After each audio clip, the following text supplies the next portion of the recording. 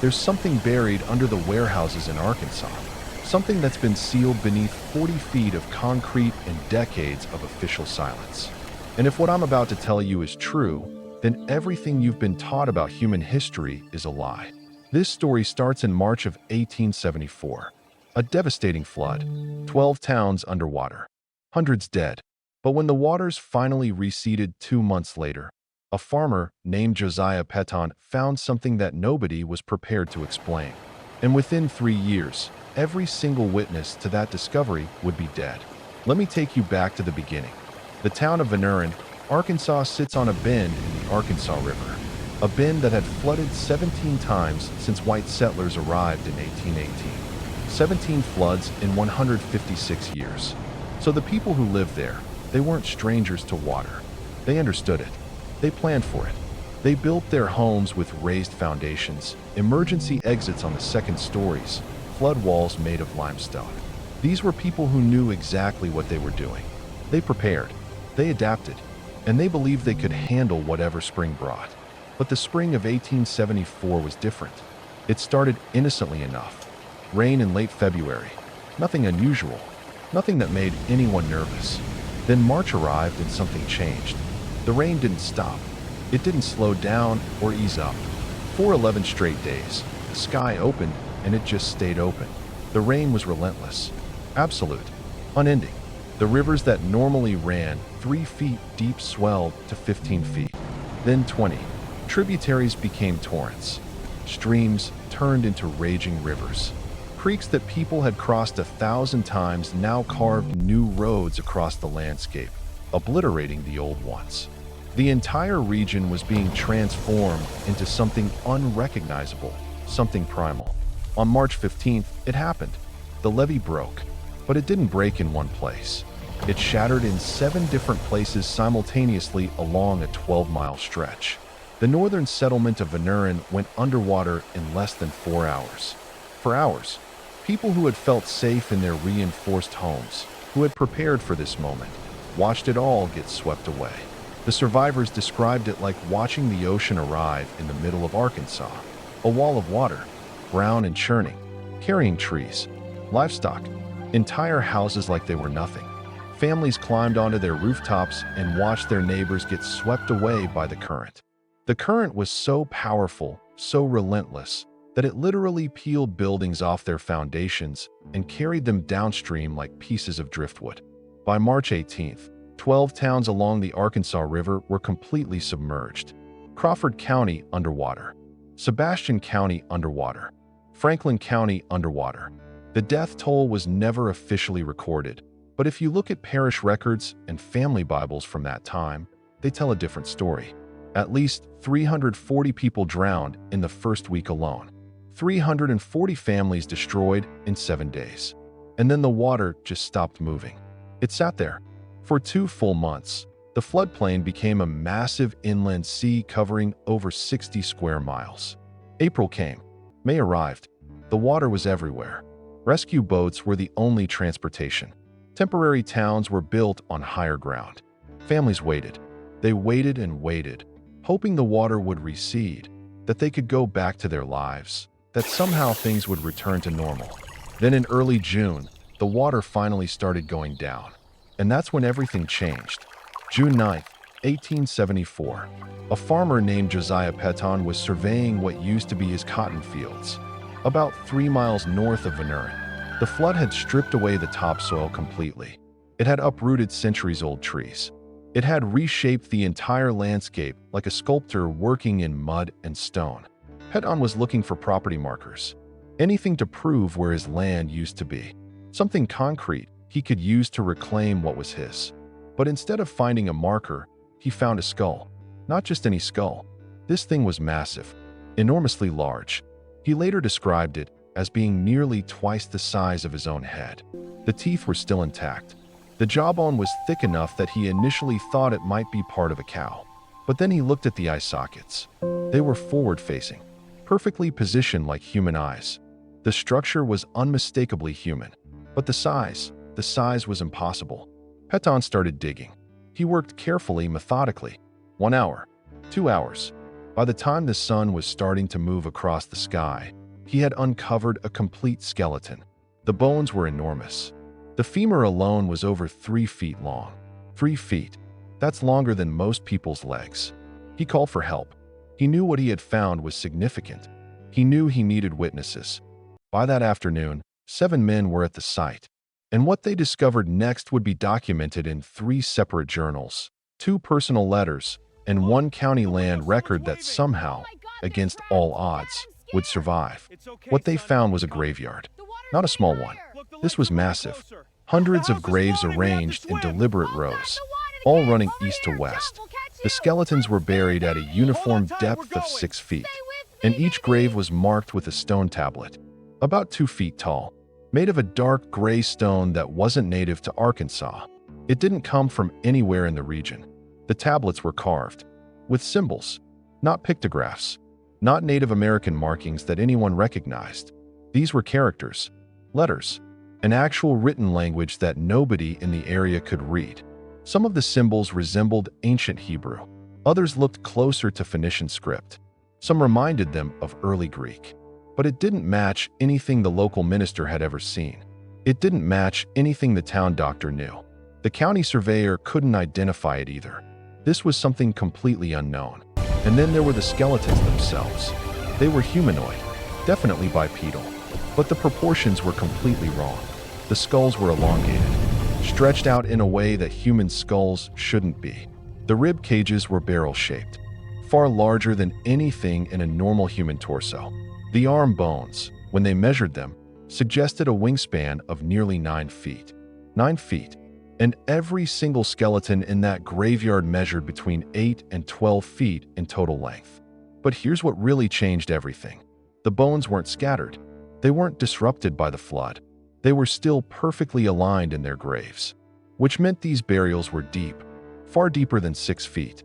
The flood had stripped away the topsoil, the entire upper layer of earth. It had exposed what had been hidden 10, 15, 20, maybe even 30 feet underground. This wasn't a recent burial. This wasn't even a burial from the 1800s. The level of soil compression above the graveyard, the way the earth had compacted over time, it suggested these remains had been there for centuries, possibly over 1,000 years. This was ancient, genuinely ancient, something that predated European settlement by centuries or more. Word spread fast. By June 12th, people were arriving from neighboring counties. Some came out of pure curiosity. Others came with shovels, hoping to find artifacts they could sell. The site was becoming chaotic, dangerous. Peton realized the discovery could be looted or destroyed if something didn't happen fast. So he sent a telegram to the Arkansas Gazette in Little Rock. The newspaper dispatched a reporter named Clement Hargrove. Hargrove was a trained journalist. He had a background in civil engineering. This wasn't some sensationalist looking for a wild story. He was a professional. He arrived on June 15th and spent 3 days at the site documenting everything he saw. His reports were published in the Arkansas Gazette on June 19th, June 21st, and June 23rd of 1874. He described the skeletons in detail, the measurements, the condition of the bones. He made sketches of the symbols on the stone tablets. And he didn't stop there. He interviewed the 12 primary witnesses separately, all of them, apart from each other, ensuring their stories matched, making sure nobody was exaggerating or embellishing. And they did match. Every single account corroborated the exact same details. Giant skeletons, stone markers with unknown language, burial depth that suggested ancient origins. The evidence was consistent, overwhelming, undeniable. Then on June 20th, something shifted. A representative from the Smithsonian Institution arrived. His name was Dr. Nathaniel Whitmore. He was listed in the Smithsonian's 1874 personnel directory as a field anthropologist, an expert, someone who would know what to do with a discovery like this. Whitmore examined the site carefully. For 2 full days, he took measurements. He photographed several of the skeletons using wet plate collodion, which was the standard photographic method of the time. Detailed, scientific photographs. He carefully selected 3 complete skeletons, along with 5 of the stone tablets, the ones with the mysterious inscriptions. He arranged for them to be crated and shipped to Washington, D.C., to the Smithsonian, to be studied properly, to be analyzed by experts, to be preserved for the world. Whitmore made promises. He told Peton and the other witnesses that the findings would be analyzed thoroughly. They would be cataloged. They would be publicly reported. He said the Smithsonian would send a full team to excavate the rest of the site properly, that they would study it with scientific rigor, that this discovery would be preserved and remembered, that it would change everything we know about North America. Then he left. The crates were loaded onto a barge, transported down the Arkansas River. They went down the Mississippi, and they eventually arrived at the Smithsonian Institution in Washington, D.C. And that's where the trail goes cold, completely cold. There is no record of those skeletons in the Smithsonian's archives. No photographs, no analysis reports, no mention of Dr. Nathaniel Whitmore conducting any field work in Arkansas in 1874. He doesn't appear in their records at all. It's like he never existed. The June editions of the Arkansas Gazette still exist. They're in the Library of Congress archives. But the articles about the graveyard discovery, they're missing. Not the entire newspapers, just those specific articles.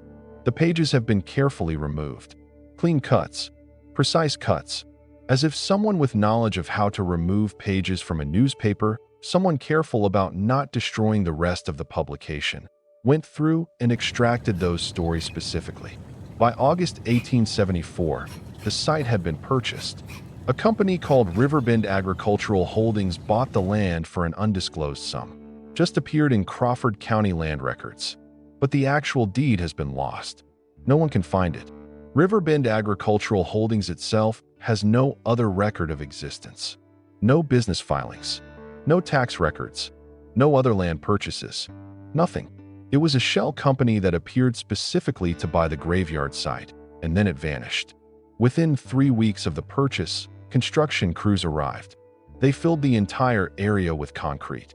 Not soil. Not earth that could be moved. Concrete. They poured a foundation slab covering the entire graveyard and immediately built 3 warehouses on top.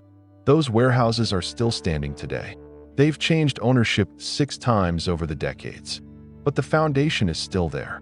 And beneath it, sealed away, is what they didn't want anyone to find. Now here's where it gets really difficult to ignore. The 12 primary witnesses.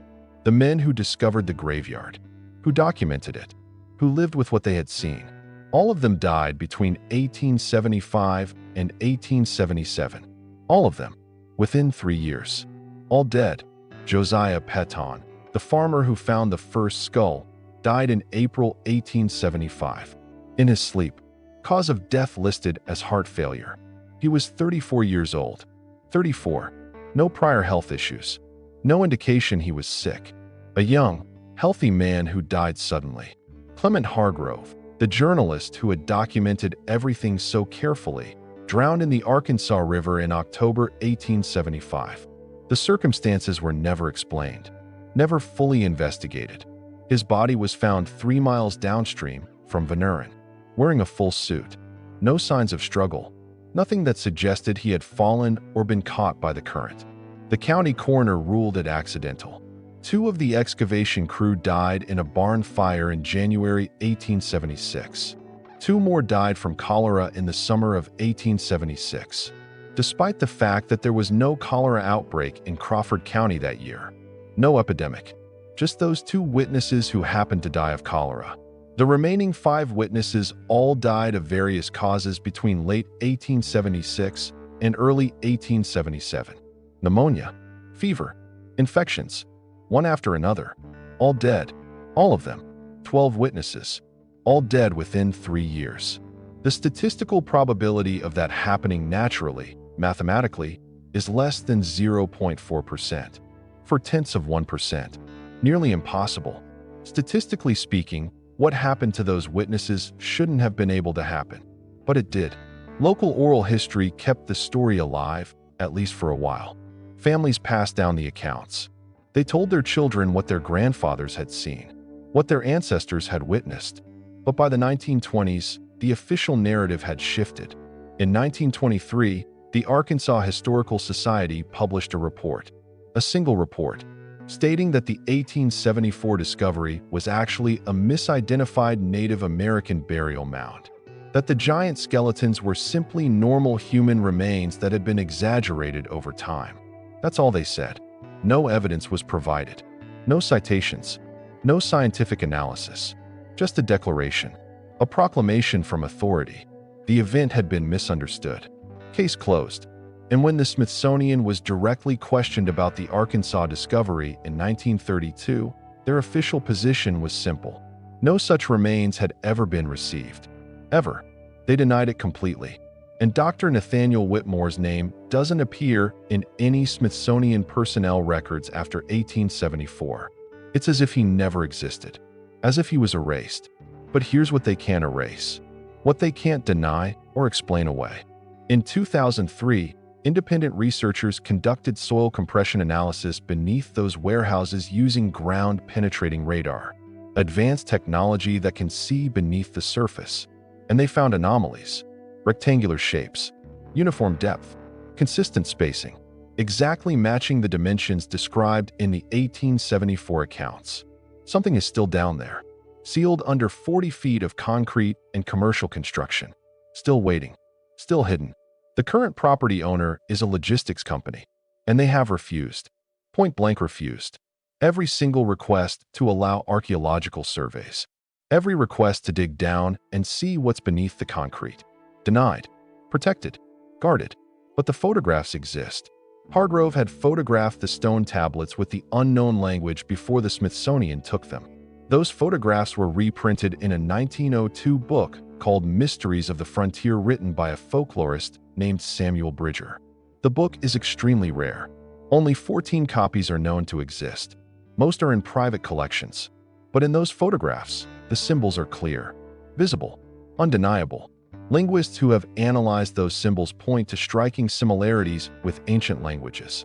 Paleo-Hebrew, Phoenician, even ancient Sumerian cuneiform. One researcher suggested the symbols might be a proto-language that predates all known written scripts. Another argued they're evidence of pre-Columbian contact between Old World civilizations and North America. Evidence that advanced societies had crossed the ocean centuries before Columbus. The architectural style of the burial site itself tells another story. Perfectly aligned graves running east to west. Stone markers made from non-native materials brought from somewhere else. Advanced engineering that suggests knowledge of soil stabilization. Understanding of long-term preservation. Knowledge that shouldn't have existed in North America at that time according to official history. These same architectural patterns appear at sites across the continent. The mound builders of the Ohio Valley. The giants allegedly found in Nevada's Lovelock Cave. Evidence scattered across America of something that official history refuses to acknowledge. Advanced civilizations that existed before the narrative we've been taught allows for. And here's the part that really makes you think. The 1874 flood itself. Was it really natural? Rainfall records from February and March 1874 don't actually support an 11-day deluge. The National Weather Service archives show scattered storms. Nothing catastrophic. Nothing that would normally cause a flood of that magnitude. Yet the Arkansas River rose 20 feet in less than 2 weeks. Some researchers believe the flood was triggered deliberately. Controlled demolition of natural dams upstream. Strategic levee failures orchestrated precisely. Not to destroy the towns, though it did that, but to expose what was hidden underground. Once it was exposed, once witnesses had documented it, once the truth had been uncovered, it had to be contained, controlled, buried. The graveyard wasn't discovered by accident. It was revealed. And the moment it was revealed, the cover-up began. Immediately, systematically, completely. The Smithsonian's involvement, the disappearance of records, the death of every witness, the immediate burial of the site under concrete. These aren't coincidences. This is systematic erasure. This is deliberate suppression of information on a scale that requires coordination, resources, and commitment from powerful institutions. The question isn't whether giant skeletons existed in Arkansas. The evidence for that is overwhelming. The question is far more important than that. The question is why their existence had to be hidden. What does their presence in North America prove? That human history is far older and far more complex than we've been told. that advanced civilizations existed on this continent long before Columbus ever sailed anywhere. That the narrative of primitive natives waiting to be civilized by Europeans is a fundamental lie. A lie that justifies colonialism, that justifies genocide, that justifies the theft of entire continents. And if that narrative is a lie, then everything built on top of it collapses. The entire framework of American exceptionalism crumbles. Manifest destiny becomes what it actually was, not destiny, but a calculated theft justified by a false history. We suddenly have to rewrite everything we think we know about who we are and how we got here. The river gave up its secret in 1874, a secret that had been buried in the earth for perhaps over 1,000 years, a secret that somebody didn't want the world to know. And the powers that control our understanding of history, they buried it again. They buried it under concrete and corporate ownership. They buried it under legal barriers and institutional silence. They buried it in plain sight. But the bones are still there.